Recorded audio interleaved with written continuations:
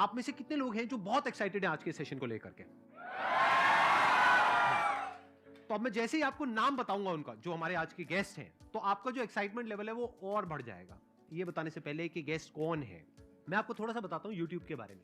YouTube में क्या है कि पूरे वर्ल्ड की अगर बात करी जाए तो करोड़ों चैनल्स हैं जो अलग अलग जॉनर्स में हैं, अलग अलग कैटेगरीज में हैं। उसमें से दो बड़ी कैटेगरीज हैं, मोटिवेशन और एजुकेशन।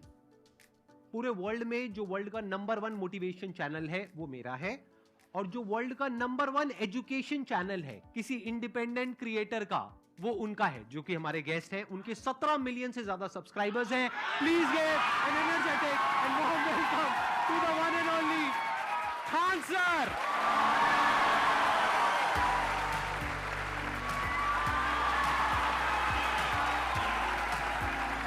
क्या हाल चाल जी, कैसे हैं आप?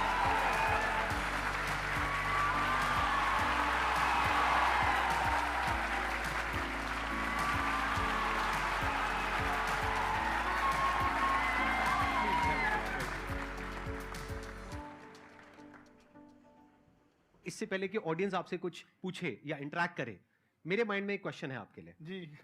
जो बच्चे हैं वो आपके इतने दीवाने क्यों हैं, इतने पागल क्यों हैं आपके पीछे? मतलब मेरे कमेंट सेक्शन में भरा पड़ा था, खान सर कब आएंगे, खान सर कब आएंगे। मतलब ऐसा क्या जादू कर दिया आपने बच्चों के ऊपर? ये सवाल हम आपसे भी पूछते हैं, हमारे पे भी इतना कमेंट आया, इतना मेरे तो ऑफिस में लोग चले आए कि सर कब जा रहे हैं। अच्छा। क्योंकि हम लोग का तो एग्जैक्ट है वही पढ़ाना है। हाँ। तो देखिए, हम लोग का मेन है कि बच्चों को जो जरूरत रहती है कि अगर लड़का पढ़ने आया रहा ना, उसके मन में कोई डाउट ना रह जाए। हम उसको कहते हैं कि हम तुम्हें पढ़ा रहे हैं, दम है तो भूल के दिखाओ, याद करके नहीं।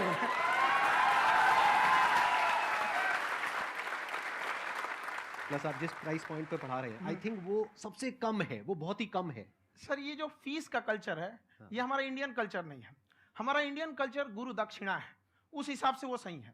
ऑक्सीजन जैसे जिंदगी के लिए जरूरी है, वैसे एजुकेशन जरूरी है। कोई ये नहीं कह सकता है कि पैसे की वजह से वो खान सर के यहाँ से लौट गया। क्या बात है।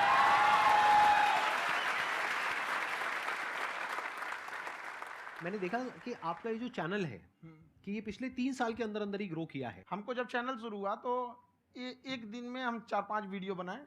एक हमको कुछ आता, आज भी नहीं आता इतना, तो हम देख के कैमरा उमरा तो हम कंफ्यूज हो गए, बाप रे। तो हम एक ही दिन में वीडियो शूट किया, पढ़ाने वाला टॉपिक था हमको। उसके बाद कभी वीडियो नहीं, 6-7 वीडियो एक ही बार शूट कर लिए।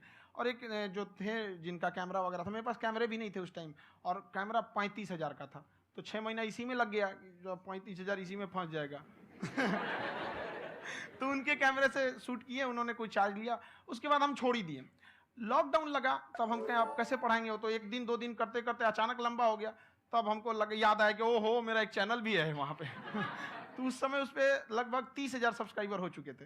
तो जैसे लॉकडाउन लगा तो उस पर पढ़ाना चालू किया, और पता नहीं क्या लोगों को पढ़ाई में इतना इंटरेस्ट आ गया कि आपका स्टाइल ऐसा है थोड़ा सा, आप आई थिंक पढ़ाई के साथ साथ में जो बीच बीच में आप थोड़ा बहुत छोड़ते रहते हैं ना, मतलब जो जो एंटरटेनमेंट चलता रहता है। ये बात हम देखिए, जब हम गुलाम थे ना, तो अंग्रेजों ने एक चाल चला था कि भारत को हम फिजिकली गुलाम रखेंगे 100-200 साल, मेंटली 1000 साल कर देंगे। उन्होंने पढ़ाई का मॉडल चेंज कर दिया। उन्होंने ऐसा डिजाइन किया कि ये टीचर की रिस्पॉन्सिबिलिटी है, वो पढ़ा के चला जाए। टीचर की रिस्पॉन्सिबिलिटी यहां खत्म नहीं हो जाती। पढ़ाना तो कोई भी पढ़ा सकता है, टीचर की इससे बड़ी रिस्पॉन्सिबिलिटी होती है उसे समझाना। वो समझा कि नहीं समझा। अगर लड़का आपके समझाने के बाद डाउट रह गया तो ये आपकी गलती है। लड़का हमसे पूछता है सर इतनी भीड़ है आपके पास, तो कहे सर डाउट कैसे पूछेंगे? हम कह रहे यार तुम्हारा डाउट बचेगा तब ना पूछेगा तुम डाउट यहाँ पे।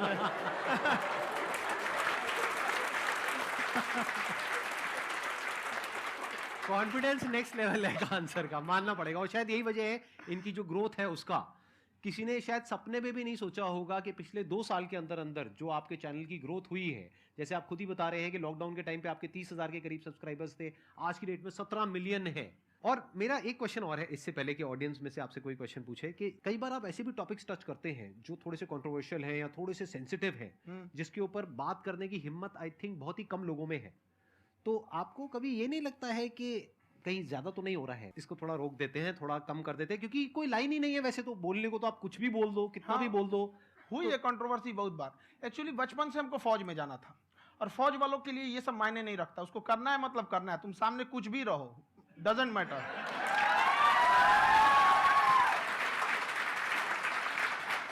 और मैंने YouTube पे देखा कुछ वीडियोस में कि आपका जो इंस्टीट्यूट है वहां पर आज से कुछ साल पहले कुछ बम गिरे थे। हाँ, कुछ गिरे थे, कुछ तो बहुत सॉलिड जगह गिरा था, फटा नहीं वो। मतलब आपके आसपास? हाँ, बम को भी पता है कि टीचर की इज्जत किया जाता है।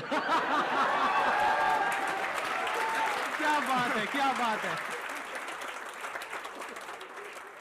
मैं समझ पा रहा हूं कि ये आपके अंदर जो एटीट्यूड है ये कहां से आ रहा है, क्योंकि आप बचपन से ही फौज में जाना चाहते थे, तो आप जंग के मैदान में ही खड़े हैं एक तरीके से। बस फर्क ये है कि आपके हाथ में कलम है, हथियार ना हो करके। हथियार से एक आदमी की जान जा सकती है, हाँ। कलम से बहुत ताकत होता है। शिक्षा एक ऐसा हथियार है ना, हर कुरीतियों से लड़ सकता है, हर तरह की समस्याओं से। और ये एक ऐसा हथियार है, मेटल डिटेक्टर में भी नहीं पकड़ाता है।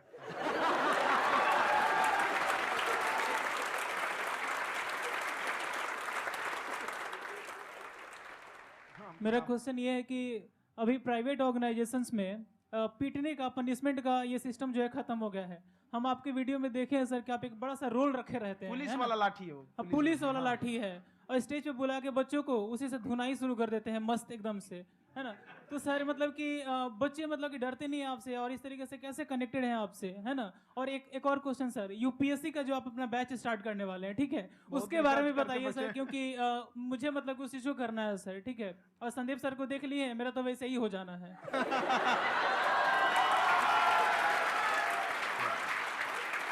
क्या हो जाना है? मेरा पूरा कंप्लीट करो। I'll be an IAS officer next year because I have seen you, sir. My day is like complete, sir. All the best. Thank you so much, sir. Thank you. पूरा बोला करो। हाँ। Thank you. देखिए, लड़कों को जहां तक पीटने की बात है, जब पढ़ाने की बात आएगी तो उसको हम पूरे बेहतरीन ढंग से पढ़ाएंगे। लेकिन जब सजा देने की बात आएगी ना, तो वो भी बेहतरीन ढंग से होगा। ऐसा थोड़ी होगा कि बस एक ही चीज बेहतरीन ढंग से होगा। और डर का होना बहुत जरूरी है। ये डर भी अपने आप में एक मोटिवेशन है, क्योंकि जब आपके अंदर एक थोड़ा सा डर रहे ना, तो डर के भागिए मत। एक ऐसा डर जिसको आप लगे कि नहीं नहीं थोड़ा सा और करने की जरूरत है, फिर तो ये हम इसको क्रॉस कर जाएंगे आप। तो लड़कों के अंदर ये डर बनाना भी जरूरी रहता है। और रही बात यूपीएससी वाले की, जो आपने बोला, बहुत सारे लड़के वेट कर रहे हैं यूपीएससी की, क्योंकि 2-2.5 लाख फीस सारे लोग एफोर्ड नहीं कर सकते। और हमारा वही रहता है, हम तो ज्यादातर हमारे स्टूडेंट देखेंगे तो किसी के रिक्शा वाला, सब्जी वाला, यही लोग, इनको तो 2.5 लाख रुपया, इनके पास पूरी संपत्ति नहीं होती है, फीस कहाँ से भरेंगे वहां पे, उसके बाद रहेंगे कहाँ से। तो ऑल ओवर इंडिया से, कश्मीर से कन्याकुमारी तक, गरीब से गरीब भी लड़का उसको पढ़ सकता है। यही कुछ 1000 रुपये मंथली, 12-14 हजार साल का पड़ेगा, खत्म हो जाएगा इतना में।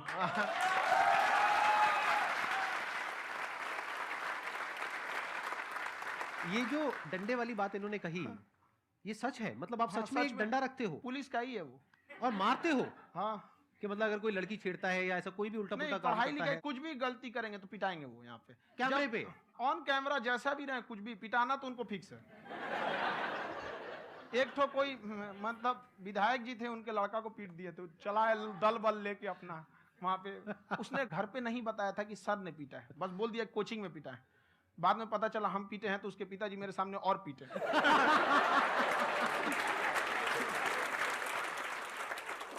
सर आपका सबसे बड़ा डर क्या है, आप दोनों का? फौजी को डरे नहीं लगता है। बाकी अफसर से पूछिए। आज के सेशन से पहले कोई डर नहीं था, लेकिन अब मुझे इनकी डंडे वाली कहानियां सुन करके डर लग रहा है कि कहीं मैंने गलती से कुछ बोल दिया अरे ऐसा और नहीं। इन्होंने कहीं पीछे कुछ रखा हुआ है, और यहीं आ करके अगर इन्होंने मेरी पिटाई कर दी तो बहुत बुरा हो जाएगा। तो इसलिए हमको थोड़ा डर लग रहा है।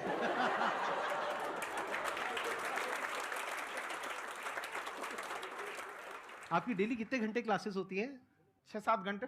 अभी भी खुद ही करते हो आप? हाँ, जो भी हमारे classes स्टाफ करते हो? परेशान रहते हैं। हम 1:30-2 बजे सोते हैं, सुबह 6 बजे उठ जाते हैं, परेशान रहते हैं। यार इतना क्यों करते हो, है ना? कभी क्योंकि तो उनको कुछ भी नहीं साथ साथ करते। लगना पड़ता है ना। उनको साथ साथ लगना पड़ता है। हम जग गए हैं तो कोई सोया थोड़ी रहेगा, परेशान रह, दिन में सोते ही नहीं है, बेचारा कहीं कहीं जाके सोते रहता है। तो हम सीट बांध दिए कि भाई तुम इस समय सो जाना, तुम इधर सो जाना। आपकी शादी हो गई है नहीं हुई है अभी? मेरी खुशहाली देख के आप आइडिया लगा सकते हैं।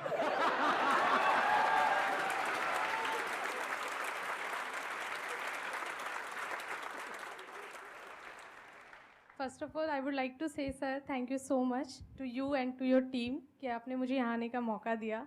एंड सर अब तक मैंने आपको सिर्फ फ़ोन या लैपटॉप में ही देखा है दोनों को, आज फर्स्ट टाइम लाइव देख रही हूँ तो बहुत अच्छा लग रहा है। तो मेरा क्वेश्चन ये है सर आपसे, जब हम लाइफ में कोई डिसीज़न लेते हैं कि हमें ये पर्टिकुलर चीज़ करनी है, और क्योंकि हम डिसीजन लेते हैं तो हमारी आदत है कि पहले हम 4 लोगों से पूछते हैं कि तू बता तेरी क्या राय है, तू बता तेरी क्या राय है। तो उनमें से अगर कोई हमें कह देता है कि ये बेकार डिसीजन है मत कर, तो हमारा माइंड कहीं ना कहीं डाइवर्ट होने लगता है और उसकी वजह से हम अपना डिसीजन चेंज कर देते हैं।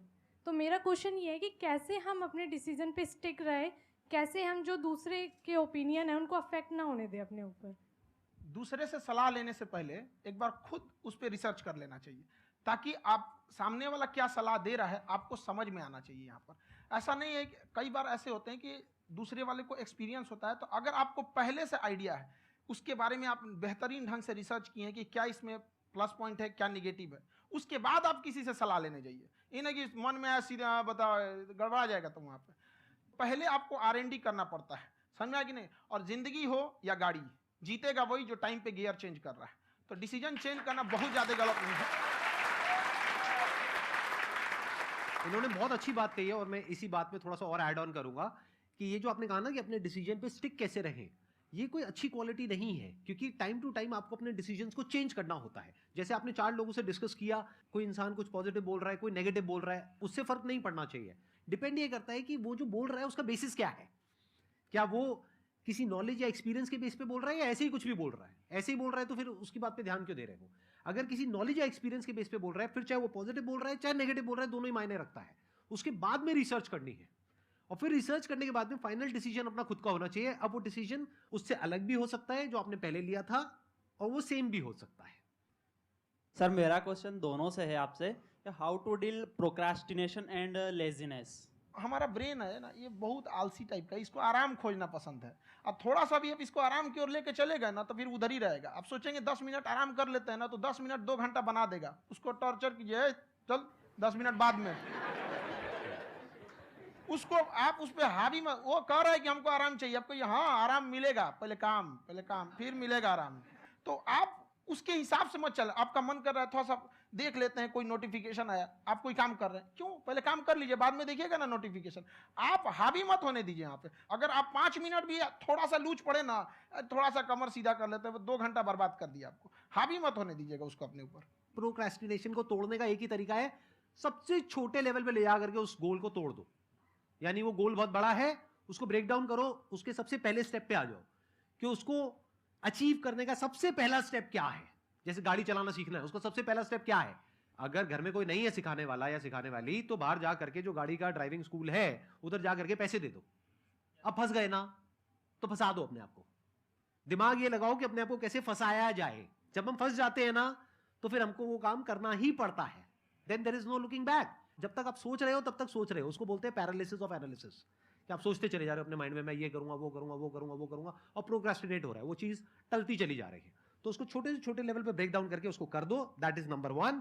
और जैसे ही करना शुरू करते हो, कोशिश करो कि उसको जब तक कि आप सही से नहीं कर लेते हो उसको छोड़ना नहीं है, तो आपकी लेजीनेस भी खत्म हो जाएगी। कई लोगों को तो हमने देखा है, जो सप्ताह में कुछ भी नहीं करता वो भी संडे को आराम कर रहा है।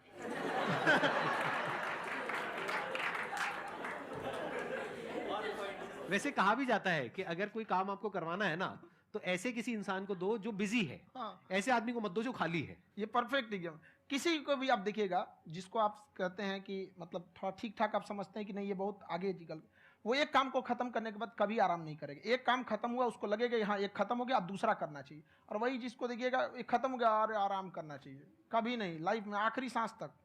सर यहाँ पे सब हिंदी में पूछते हैं, इंग्लिश में पूछते हैं, मैं भोजपुरी में पूछूं? जौन भाषा ठीक लगे तोने में पूछ दो। हाँ सर।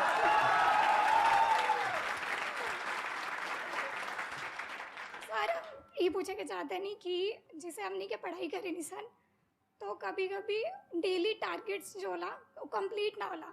अगर टारगेट्स कंप्लीट भी होला तो फिर ऐसा इरिटेशन या फिर वो एंजाइटी या फिर कि और करना है या फिर अभी नहीं हुआ, वो चीज़ हमेशा रहेला। तो वो कम कैसे करल जाए? देखिए टारगेट्स को ना हम लोग को एक अपने हिसाब से पहले फिट करना चाहिए। ऐसा नहीं कि दूसरे किसी इंसान को देख के हम टारगेट फिट कर ले। कोई लड़का 8 घंटा पढ़ रहा है, कोई पहली बार अभी पढ़ना ही चालू किया, उसको देख के 8 घंटा पढ़ेगा तो पढ़ाई छोड़ देगा।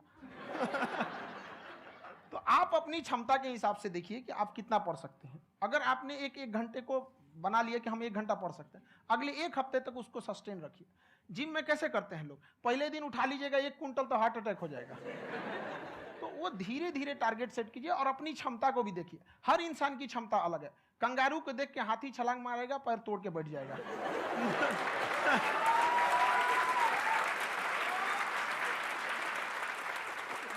अब संदीप सर का मोटिवेशन देख के इसका मतलब क्या कि ट्रेन के आगे खड़ा हो जाएंगे, ढकेल देंगे तुमको। हालांकि ऐसा कर देते हैं, लेकिन ऐसा करिएगा लोग नहीं, क्षमता पता होना चाहिए। आपके अंदर एंजाइटी हो रही है कि मैंने कर तो लिया है, आप ये नहीं कह रहे कि मैंने कुछ भी नहीं किया है फिर मेरे को एंजाइटी हो रही है, आप ये कह रहे हो मैंने काफी कुछ कर लिया है फिर भी एंजाइटी हो रही है कि कहीं कुछ छूट तो नहीं गया है। तो बेसिकली आपको ये देखना है कि अगर आपके अंदर ये एंजाइटी हो रही है, that means you are a very good student, आप एक अच्छे स्टूडेंट हो। क्यों? क्योंकि बहुत सारे स्टूडेंट्स तो ऐसे हैं उनको पढ़ने के नाम से एंजाइटी होती है। तो आपको एंजाइटी हो रही है कि मैंने पढ़ लिया, दिन में मानो 8 घंटे का आपने टारगेट सेट किया और 6 घंटे पढ़ लिया, या मान लो 8 घंटे भी पढ़ लिया, फिर भी एंजाइटी हो रही है कि मैंने 10 घंटे नहीं पढ़ा। तो ये तो अच्छी क्वालिटी है ना, ये तो एक ब्रिलियंट स्टूडेंट की क्वालिटी है, क्योंकि एंजाइटी उसी को होती है जो केयर करता है, जिसको परवाह है, उसी की तो एंजाइटी होती है। जैसे माँ को अपने बच्चे की, जैसे एक माँ को अपने बच्चे के, जैसे एक माँ को अपने बच्चे को लेकर के एंजाइटी होती है। हंस लो मजाक उड़ा लो मेरा। कोई बात नहीं, एडिट कर देंगे इसको हम। हाँ।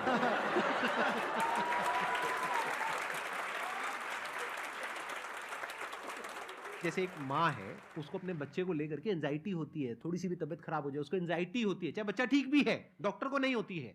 क्यों? क्योंकि माँ को उस बच्चे से प्यार है। तो दैट मीन्स कि आप अपनी पढ़ाई को लेकर के सीरियस हो, इस वजह से आपके अंदर एंजाइटी हो रही है, विच इज नॉर्मल। जहां पर प्यार मोहब्बत होती है वहां पर थोड़ी बहुत एंजाइटी तो होती ही है ना। समझ रहे हो ना मैं क्या कहना चाह रहा हूं? आप लोग समझ रहे हो ना मैं कहां जा रहा हूं? जब वो किसी और से बात करती है तो एंजाइटी होती है ना।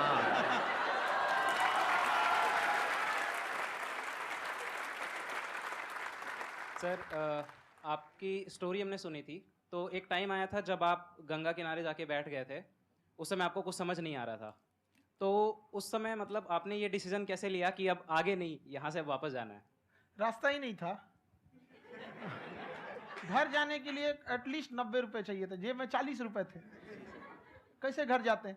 और हम गंगा के किनारे चुपचाप बैठे बैठे हम कहें कि बहुत टेंशन हो गया, अब घर जाना चाहिए। रूम पे तो किराए के रूम पे ही आदमी सारे लोग रहते, गए वहाँ पे तो रूम लॉक हो गया था। तुम खटखटाए तो ऊपर से गुस्सा से बोले जो ऑनर थे, क्या टाइम हो गया है? तुम कहीं 9-10 बज रहा होगा, घड़ी देखिए तो 2 बज रहा था रात का, 2-2:30 बज गया था वहाँ। टेंशन में आप तो होता है, कई बार ऐसा समय आएगा कि लगेगा जैसे अब कुछ नहीं हो सकता है, तो इससे घबराना नहीं है। कभी कभी गुच्छे की आखिरी चाबी भी ताला खोल देती है।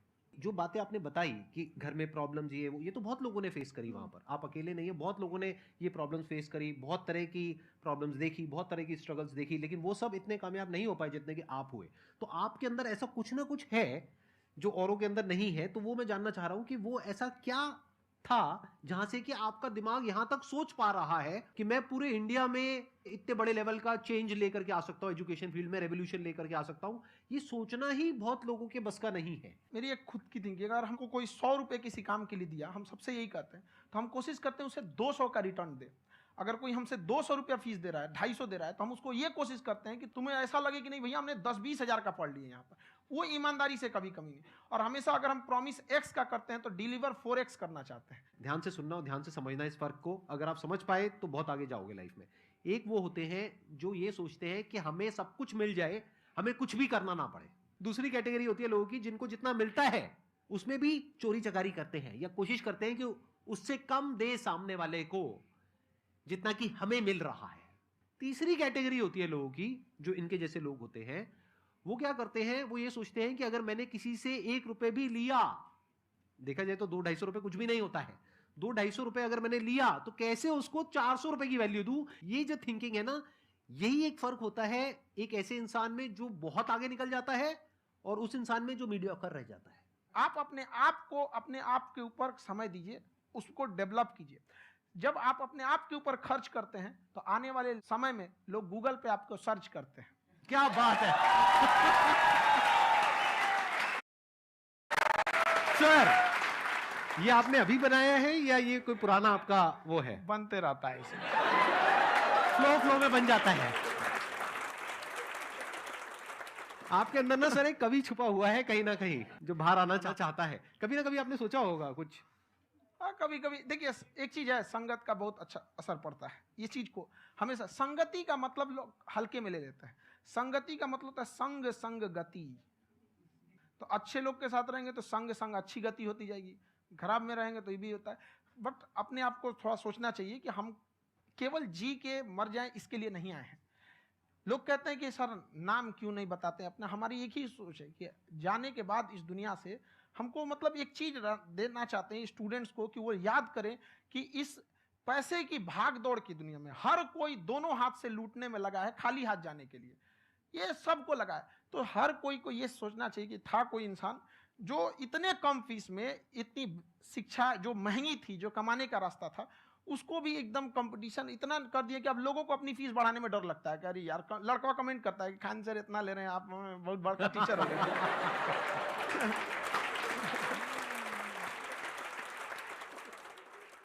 खान सर की एक क्लिप है, ये समय और समझदारी में बहुत फर्क होता है। अगर समय रहते समझदारी आ गई तो इंसान कामयाब हो गया, लेकिन अगर समय चला गया फिर समझदारी आई फिर तो बेकार है। तो सर मतलब कुछ आपको ऐसी चीज़ लाना चाहिए जो मतलब बच्चों जो तैयार हो रहे हैं उनको ये चीज़ें मतलब एंड टाइम पे दिखे। समझ रहे हैं आप मेरी बात? नहीं समझ?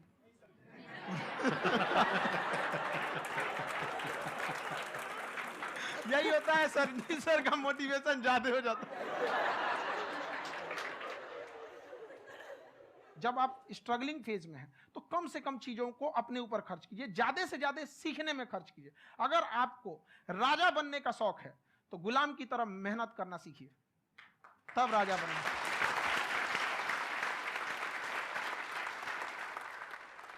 ये दुख, ये दर्द, ये सब तेरे अंदर है। तू अपने बनाए इस पिंजड़े से बाहर निकल के देख, तू अपने आप में एक सिकंदर है।